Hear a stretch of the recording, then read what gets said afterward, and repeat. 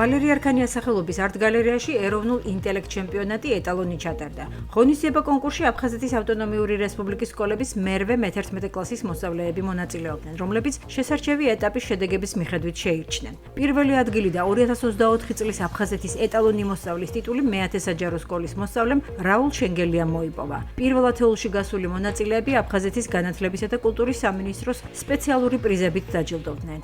დიდი მადლობა ყველას, რა ვიცი, ძალიან დიდი ემოციებია და მინდა ვთქვა ასევე ჩემს სკოლასთან დაკავშირებით, რომ უკვე მე შარშანს და შარშანწინას ჩვენი სკოლა ლიდერობდა.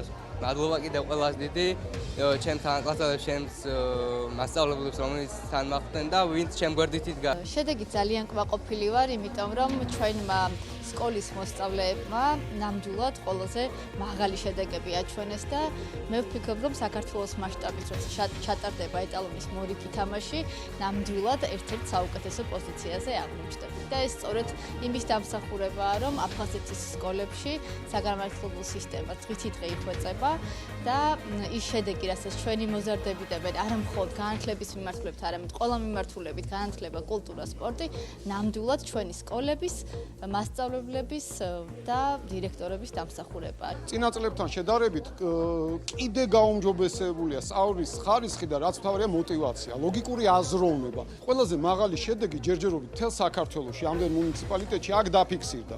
ეს ფაქტია და ვერ გაექცევი. 90 ქულა და მეორე მესამე ადგილზე გასულებმა 85 ქულა დააგროვეს. დიდი მადლობა მინდა თითოეულ მათ ამ ბავშვის მშობლებს უთხრა, პედაგოგებს უთხრა, სკოლის დირექტორებს უთხრა.